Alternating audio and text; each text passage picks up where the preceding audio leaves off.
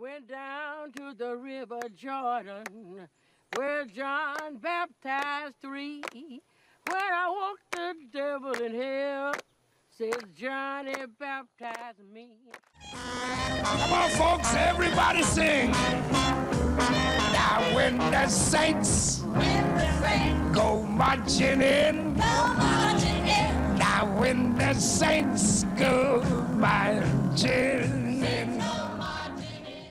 African American spirituals developed out of the agony of individuals stripped of their home and identity, forced to travel to an unknown land, and became slaves.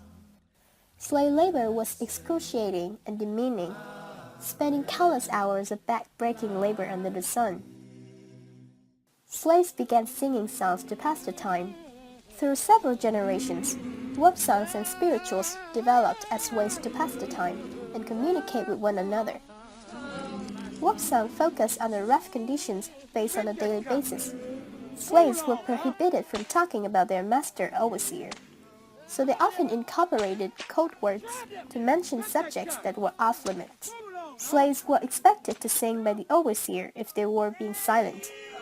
Constantly being oppressed and physically abused, these songs took on a sorrowful tune, told story of hardship and struggle. Former slave Frederick Douglass once wrote, "The songs of slaves represented their sorrows rather than their joys. Like tears, they were relieved to aching hearts." As slaves on plantations and the city, African Americans were allowed to attend Christian church. They often stayed after service to participate in song. Slaves took the common Christian themes of repentance and deliverance and incorporated them into a genre that would become the biggest influences on the early American music. These spirituals also ignited a strong religious faction among slaves. Themes from the Bible, like the Exodus, became a metaphor for slavery, substituting Mississippi Ohio River for the Jordan River. Songs like Follow Drinking Gourd became a metaphor of Big Dipper, giving slave direction to the Underground Railroad. The actual songs are unique in themselves. They portrayed striking imagery without the use of rhyme scheme. As most songs originated as improvisation, spirituals became synonymous with hope, whether for freedom or perhaps the darkest form of emancipation, death. Regardless, slave songs shared a common theme of fighting, disguised as good versus evil, or God fighting the devil. Spirituals invigorated African Americans' desire to fight their bondage and free their soul. After the transatlantic slave trade had ended, it was during this period to which America witnessed the birth of a powerful musical expression conceived as the result of the black man's struggle for his survival and freedom. The earliest trace of popular black music that still exists today is the blues. In the difficult period of transition from slavery to freedom during the mid-19th century, the blues became an outlet and a therapeutic release for black man to unburden himself from the cruel and harsh realities of his life. It is during this time, while performing the company of whites, that the black American singer had to develop dual personality traits as a survival mechanism by removing black slang and vocal codes in order to appeal to white crowds. At the turn of the 19th century and the beginning of the 20th century, ragtime music, also known as the precursor of jazz, emerged.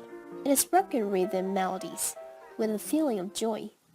Ragtime had been an essence of popular music for 20 years, until jazz became more prominent in American music, largely associated with the drug use and deviancy. Jazz music in its earliest forms was referred to as the devilish music, being a direct challenge to Western norms and culture. The birth of jazz music is more than just music. It was a culture movement which influenced the entire language and attitude of all its followers. In this respect, jazz became a prototype for later forms of music, such as rock and roll and hip-hop, because it was hated by the middle class and musical establishment of that time period. One cannot discuss the rise of jazz without mentioning the great Jelly Roll Morton, identified as the major influence on the development of early American jazz. the self-proclaimed inventor of jazz, was responsible for writing the first complex and self-conscious compositions, improvising feeling and swing rhythm. All factors of jazz that continue to shape the genre for decades to come. Growing up in New Orleans, Morton described the city as dumping grounds for all greatest jazz pianists in the country. Whenever jazz is being played, there's no discrimination of any kind, and people of different colors and backgrounds mingle together just as they wish to. Everyone was just like one big happy family. With the racially mixed in diversity, there's no wonder why New Orleans jazz became such a unique style, an expressive art form. They were originally only heard in the streets and clubs in New Orleans. The ones forbidden in demonic music scene spread like wildfire and penetrate mainstream American culture, placing the black artists at the center of attention in the public eye. Characterized by their carefree lazy, yet extremely personalized and intimate performances. It can't be denied that the black American artists of the early 20th century ultimately shaped the sounds of American popular music in the years to come.